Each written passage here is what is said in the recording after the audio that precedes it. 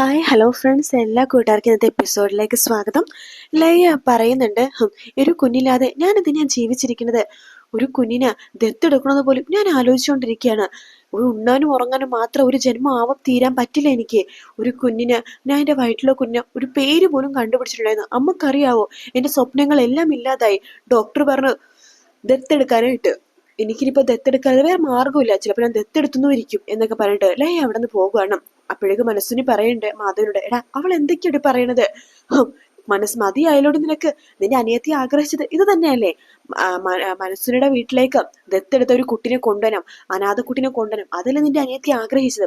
അമ്മ ഇങ്ങനെ എഴുതാപ്പുറം വായിക്കല്ലേ എന്ന് മാധവ് പറയാണ്. ഞാൻ പറഞ്ഞ പോലെ ഒന്നും ഡോക്ടർ പറഞ്ഞിട്ടില്ല, അവളെല്ലാം ഉണ്ടാക്കി പറയാണ്. അവളുടെ മാനസിക നില ചെറുതായിട്ട് തെറ്റിയിട്ടുണ്ട്.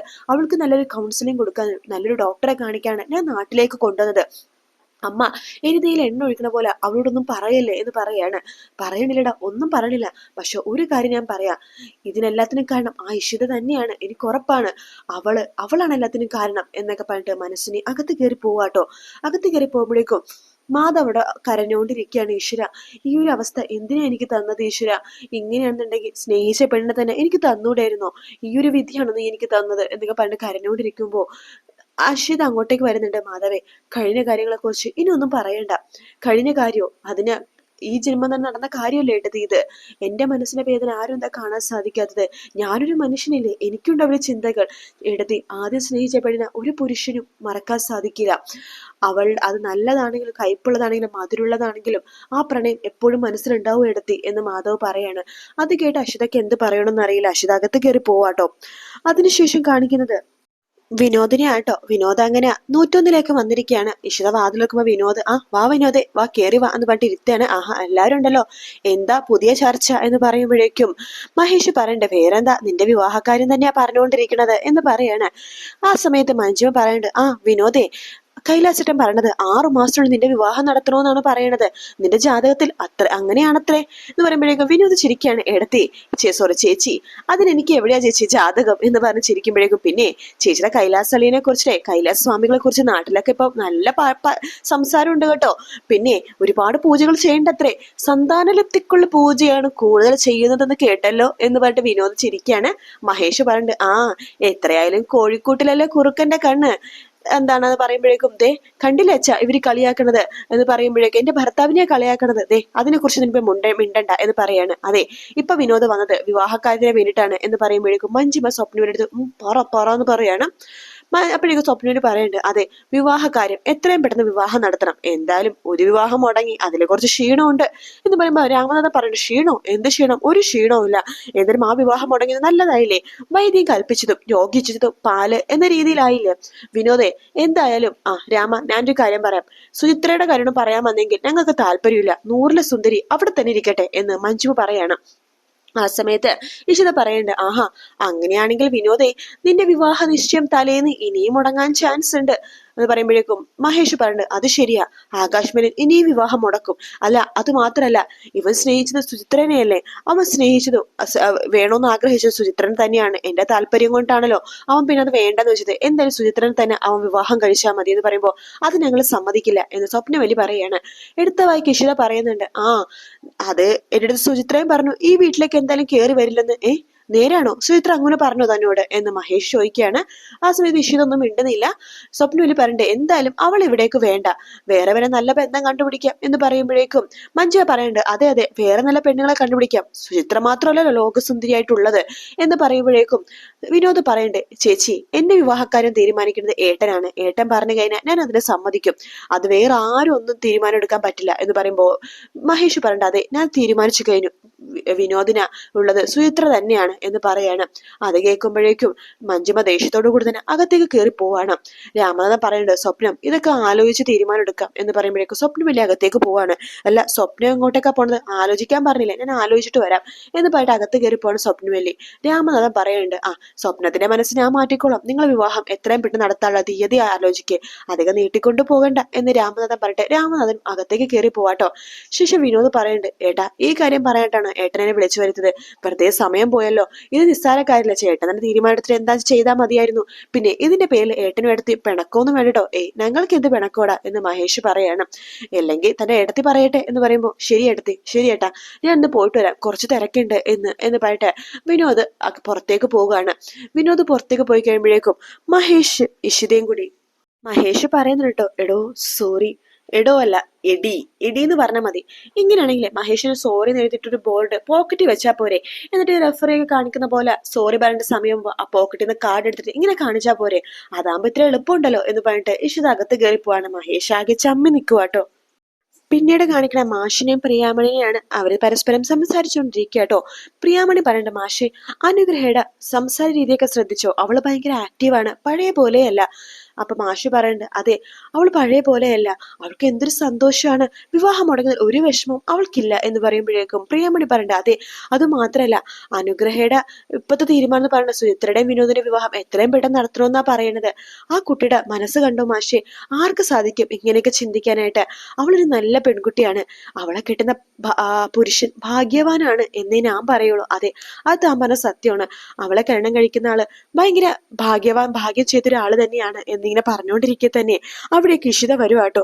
ദേ മോളെത്തിയല്ലോ. മോളെ, എന്തായി അവിടുത്തെ കാര്യങ്ങൾ? അവിടുത്തെ കാര്യങ്ങൾ എന്താവാൻ, മഹേഷ് ആണെങ്കിൽ എല്ലാവരുടെ മുമ്പിൽ പ്രഖ്യാപിച്ചു സുചിത്രയുടെ വിനോദിന്റെ വിവാഹക്കാര്യം. ആഹാ, അത് കൊള്ളാലോ. എന്നിട്ട് എന്താ, അത് പ്രഖ്യാപിച്ചു. അല്ല, സുചിത്ര എവിടെ? സുചിത്രയും അനുഗ്രഹം കൂടി പുറത്തു പോയിരിക്കുക. ആഹാ, അനുഗ്രഹം വന്നു. വന്നു. അവരുടെ കൂടി പുറത്തു പോയിരിക്കുക സുചിത്രയുടെ മനസ്സൊക്കെ ഒന്ന് മാറ്റാൻ. അത് ഏതായാലും നന്നായി എന്ന് പറയാണ്. ശേഷം നമ്മുടെ ഇഷിതൊക്കെ ഭയങ്കര സന്തോഷത്തോടെ ഇരിക്കുമ്പോ മാഷ് പറയണ്ട, മോളെ, എന്തായാലും നിന്റെ ജീവിതം മാറി മറിയാൻ പോവാ മോളെ, ഇനി നിനക്ക് സന്തോഷത്തിന്റെ നാളുകളായിരിക്കും എന്ന് പറയുമ്പോ ഇഷിതൊക്കെ സന്തോഷാവാട്ടോ. പിന്നീട് കാണിക്കുന്നത് നമ്മുടെ വിനോദിനെയാണ്. വിനോദ് സുചിത്രനെയും കാത്തിങ്ങനെ പുറത്ത് നിൽക്കട്ടോ. അപ്പൊ സുചിത്ര വരുന്നുണ്ട്. സുചിത്രനെ കാണുമ്പോൾ വിനോദ് ചോദിക്കേണ്ടോ, താനെന്താ കരയുമായിരുന്നു എന്ന് ചോദിക്കുമ്പോ, എന്തോ എനിക്ക് വലുത് വിഷമം പോലെ തോന്നുന്നു. താൻ എന്തിനോട് ഇങ്ങനെ വിഷമിക്കണത്? മഹേഷേട്ടൻ നമ്മുടെ വിവാഹകാര്യം വീട്ടിൽ അവതരിപ്പിച്ചു.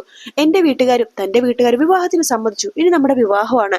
എല്ലാത്തിനും അനുഗ്രഹത്താണ് നന്ദി പറയേണ്ടത്. അനുഹയുടെ ആറ്റിറ്റ്യൂഡ് ഇങ്ങനെയായിരിക്കും ഞാൻ ഒരിക്കലും വിചാരിച്ചില്ല എന്ന് സുചിത്ര പറയാണ്.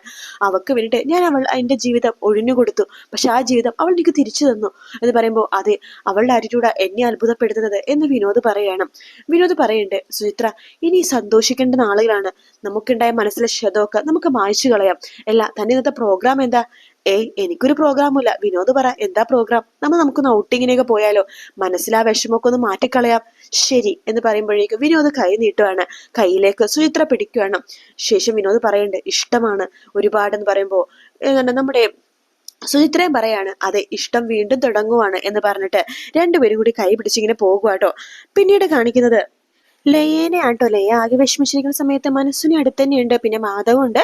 ലയ പറയുന്നുണ്ട്, എന്തായാലും എനിക്ക് ഒരു കുഞ്ഞിനെ വേണം എന്ന് പറയുമ്പോൾ മാധവ് പറഞ്ഞിട്ട്, അതിനല്ലേ നമ്മൾ ഇവിടെ വന്നത്, ഇവിടെ നമുക്ക് നല്ലൊരു ഹോസ്പിറ്റലിൽ പോകാം എന്ന് പറയാണ്. അമ്മ, അവിടെ കാണിച്ച ഹോസ്പിറ്റൽ ഒരു പൊട്ട ഹോസ്പിറ്റൽ, ഒരു ചെറിയ ക്ലിനിക്ക് എന്ന് പറയുമ്പോഴേക്കും ലയ പറഞ്ഞിട്ട്, ചെറിയ ക്ലിനിക്കോ? അവിടെ ഞാൻ കാണിച്ചത് നല്ലൊരു അടിപൊളി ഡോക്ടറെയാണ്, ലണ്ടനിലൊക്കെ പഠിച്ചു പോയ നല്ല ഡോക്ടറാണ്, അത് ഫെർട്ടിലിറ്റി സെന്റർ ആണ് അമ്മേ എന്ന് പറയുമ്പോൾ, എടി ഞാൻ പറഞ്ഞ നീ ഒന്ന് കേൾക്ക്, ഇവിടെ നല്ല ഡോക്ടറെ കാണാം.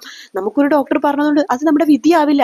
ചില ആളുകളെ കണ്ടില്ലേ, വലിയ മാരകമായിട്ടുള്ള അസുഖമായിരിക്കും, ഒരു ഡോക്ടർ പറഞ്ഞു വെച്ചിട്ട് അവർ മരിക്കാൻ വിടോ? ഇല്ലല്ലോ, വേറെ ഡോക്ടറെ ഒരു അപ്പോയിന്റ്മെന്റ് എടുത്തിട്ട് അവരെ കാണിക്കും. അല്ലാതെ ഒരു ഡോക്ടർ പറഞ്ഞത് മാത്രമല്ല സത്യം എന്ന് മനസ്സിലാക്കും എന്ന് പറയുമ്പോഴേക്കും ലയ പറയുന്നുണ്ട്, എന്തായാലും എനിക്ക് ഒരു കുഞ്ഞിനെ വേണം എന്ന് പറഞ്ഞുകൊണ്ടിരിക്കെ തന്നെ ഇതെല്ലാം കേട്ടുകൊണ്ട് അശ്വിത അവിടെ ഉണ്ട് കേട്ടോ. അപ്പോഴേക്കും നമ്മുടെ മഹേശ്വർ ഓടി വരുവാണ്. എടാ മാധവി, ഇത് നോക്കിയടാ, ഇപ്പൊ നാട്ടിലൊക്കെ പാട്ടാ ഒരു സിദ്ധന്റെ കാര്യം, കൈലാസസ്വാമി സിദ്ധൻ നോക്കിക്കേ. സിദ്ധന്റെ അപ്പോയിന്റ്മെന്റ് കിട്ടണമെങ്കിൽ ഒരുപാട് താമസമാണ്. പക്ഷെ നാളെ 11 മണിക്ക് ഞാൻ അപ്പോയിന്റ്മെന്റ് റെഡിയാക്കിയിട്ടുണ്ട്. ആരോ ക്യാൻസലാക്കിയ അപ്പോയിന്റ്മെന്റ് ഞാൻ നിങ്ങൾക്ക് വേണ്ടി റെഡിയാക്കിയിട്ടുണ്ട്.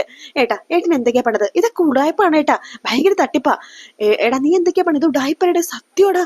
ദേ അയാൾക്കിടെ ഉള്ള വീഡിയോസ് ഒക്കെ ഉണ്ട്. അയാളുടെ അടുത്ത് പോയിട്ട് ഫലം കിട്ടിയ ആൾക്കാരുടെ ഒക്കെ വീഡിയോസ് ഒക്കെ ഉണ്ടെന്ന് പറയുമ്പോ, ഏട്ടാ അതൊക്കെ കള്ളമാണെന്നേ. പൈസ കൊടുത്ത ആരാണെങ്കിലും വീഡിയോ ഇടും, പിന്നെ അതിനെ താഴെ ഒരുപാട് പേര് കമന്റ് ഇടും, അതും പൈസ കൊടുത്തിടാണ്. ഇതൊക്കെ ലോക ഉടായ്പാണ് ചേട്ടാ. ഇത് മാത്രല്ല, ഇപ്പൊ ഒരുപാട് ലോകൂടായപ്പോൾ ഓൺലൈൻ നടക്കുന്നുണ്ട്, ചേട്ടൻ ഇതൊന്നും വിട്ടേ, എനിക്കിതിലൊന്നും വിശ്വാസമില്ല. സിദ്ധനെ നല്ല പോയി കാണേണ്ടത്, നല്ലൊരു ഡോക്ടറെയാണ് അല്ലയാ, നമുക്ക് നാളെ നല്ലൊരു ഡോക്ടറെ പോയി കാണാം. ഇല്ല, എന്തായാലും ഈ സിദ്ധനെ എനിക്ക് കാണണം എന്ന് പറയുമ്പോൾ നമ്മുടെ മനസ്സിനെ പറയേണ്ട, അതെ അതെ ഈ സിദ്ധൻ മഹാസിദ്ധനായിരിക്കും, എന്തായാലും ആ സിദ്ധന്റെ മുഖം നോക്കി നമുക്ക് മനസ്സിലാവും ആ സിദ്ധൻ ദിവ്യനാണോ ഇല്ലേന്ന്. അമ്മേ ആ സിദ്ധന്റെ ഫോട്ടോ എടുത്തിട്ടുണ്ടമ്മേ എന്ന് പറഞ്ഞിട്ട് കൈലാസിന്റെ ഫോട്ടോ കാണിച്ചെടുക്കട്ടെ മനസ്സിനെ പറഞ്ഞ, ആഹാ ഇദ്ദേഹത്തിന്റെ മുഖം കണ്ടാലറിയാം, നല്ല തേജസ്സുള്ള മുഖം, എവിടെ നോക്കട്ടെ എന്ന് പറഞ്ഞിട്ട് അശ്വത വരുമ്പോ, നീ ഇങ്ങോട്ടേക്കടി വന്നത്, പോടി എന്ന് പറഞ്ഞിട്ട് നമ്മുടെ മഹേഷിനോട് ആട്ടി ഓടിക്കട്ടത്. അതുകൊണ്ട് അശ്വതക്ക് കണ്ടുപിടിക്കാൻ പറ്റുന്നില്ല ഇത് കൈലാസാണെന്ന്. ശേഷം ലയ പറയണ്ടേ, എന്തായാലും നാളെ ഞാൻ ആ സിദ്ധനെ കാണാൻ പോകും, ഞാൻ വരില്ല എന്ന് മാധവ് പറയുമ്പോഴേക്കും, ഞാൻ പോകും, എന്തായാലും പോകും, സിദ്ധന് ചിലപ്പോൾ എന്റെ വേദന മനസ്സിലായാലോ, എനിക്ക് ചിലപ്പോൾ കുഞ്ഞുണ്ടാവാൻ വേണ്ടി ആ സിദ്ധൻ എന്തിനും പൂജ ചെയ്താലോ എന്നൊക്കെ പറഞ്ഞിട്ട് ലയ അത് ആകെ വിശ്വസിച്ചിരിക്കാട്ടോ. മോളെ ഞാനും കൂടെ വരാം എന്ന് മനസ്സിന് പറയണ്ട്. അതേ അമ്മേ നമുക്ക് നാളെ പോകാം എന്ന് പറയാണ്. അങ്ങനെ പൊട്ടസ്വാമിയായിട്ടുള്ള കൈലാസിന്റെ അടുത്തേക്ക് പോവാൻ തീരുമാനിച്ചിരിക്കുകയാണ് ലയയെ മനസ്സിനെയും കൂടിട്ടോ. പിന്നീട് കാണിക്കുന്നത് നമ്മുടെ രചനേനെയാണ്. രചന ആകെ വിഷമിച്ചിരിക്കുന്ന സമയത്ത് അവിടേക്ക് ആകാശം വരുന്നുണ്ട്. 2 കവറൊക്കെ ആയിട്ടാണ് വരുന്നത്. അത് കാണുമ്പോൾ രചന അവിടെ എഴുന്നേറ്റ് പോകുമ്പോൾ, താനിത് എങ്ങോട്ടൊക്കെ എഴുന്നേറ്റ് പോകുന്നത്, തനിക്കാണ് നല്ല സ്പെഷ്യൽ ഗിഫ്റ്റ് കൊണ്ടുവന്നിട്ടുണ്ട്, നല്ല അടിപൊളി സാരി, ആദിക്കുണ്ട് സമ്മാനം, ദേ നോക്കിക്കേ എന്ന് പറഞ്ഞിട്ട് ആ കവർ രചനയുടെ കൈ കൊടുക്കുമ്പോൾ രചന ആ കവർ എടുത്തിട്ട് വലിച്ചെറിയാട്ടോ. രചന എന്ന് ആകാശ് പറയുന്നിടത്താണ് ഇന്നത്തെ എപ്പിസോഡ് തീരുന്നത്. നാളത്തെ പ്രൊമോയില് കാണിക്കുന്നത് ആദ്യം ഇങ്ങനെ ഭക്ഷണമൊന്നും കഴിക്കാണ്ട് നടന്നു വരുവാട്ടോ. അതിനുശേഷം ആദ്യം പറയണ്ട്, എന്റെ അമ്മേനെ വിവാഹം കഴിച്ചാൽ മാത്രമേ ഞാൻ ഭക്ഷണം കഴിക്കുള്ളൂ എന്ന് പറയുമ്പോഴേക്കും എന്നിട്ട് അവിടെ നിന്ന് പോകുവാണ്. ആകാശ് പറഞ്ഞിട്ട്, കൊള്ളാം, അമ്മയുടെ കഴുത്തിൽ താലി വീഴാൻ വേണ്ടി മകൻ നടത്തുന്ന പ്രതിഷേധം കൊള്ളാം എന്ന് പറഞ്ഞിട്ട് ആകാശ് പൊട്ടിച്ചിരിക്കുകയാണ്. പിന്നീട് കിടക്കുന്ന ലയേനെ മാധവിനെയാണ്. അവര് സിദ്ധനെ കാണാൻ വേണ്ടി പോകുന്നുണ്ട്, കൂടെ മനസ്സിനിയുണ്ട് കേട്ടോ. അപ്പൊ അവിടെ വെച്ചിട്ട് നമ്മുടെ അശ്വത എന്തോ പറയുമ്പോഴേക്കും അശ്വത മുഖത്തടിക്കുകയാണ് മനസ്സിനി. അതിനുശേഷം ലയ പറയണ്ട അശ്വത അടുത്ത്, എന്റെ ഈ വിഷമങ്ങൾക്ക് എല്ലാത്തിനും കാരണം നിങ്ങളുടെ അനിയത്തിയാണ് എന്ന് പറയാണ്. ഇതെല്ലാം തന്നെ നമ്മുടെ ഇഷിതയെടുത്ത് പറയണ്ട. ഇഷിതക്കും ആകെ വിഷമമാവാട്ടോ. ഇഷിതയെടുത്ത് പിണക്കം മാറ്റാൻ വേണ്ടി മഹേഷ് വരുന്നുണ്ട്. എടോ തന്നെ ഞാൻ എന്ത് സഹായമാണ് അടുക്കളയിൽ ചെയ്യേണ്ടത് എന്ന് ചോദിക്കുമ്പോൾ ഇഷിത പാത്രങ്ങൾ തേക്കാനുള്ള സോപ്പും അതുപോലെ തന്നെ സ്ക്രബ്ബറും മഹേഷിന്റെ കയ്യിലേക്ക് കൊടുക്കുകയാണ്. ഈ പാത്രങ്ങളൊക്കെ തേച്ചതാ എന്ന് പറയുമ്പോൾ മഹേഷ് ആകെ കുടുങ്ങി പോകുന്ന ഒരു ഭാഗമാണ് പ്രൊമോയില് കാണിച്ചു കേട്ടോ. വീഡിയോ ഇഷ്ടപ്പെടുകയാണെങ്കിൽ ലൈക്ക് ചെയ്യാനും സബ്സ്ക്രൈബ് ചെയ്യാനും കമന്റ് ചെയ്യാനും മറക്കല്ലേ. മറ്റൊരു വീഡിയോ കാണാം friends. Take care, bye bye.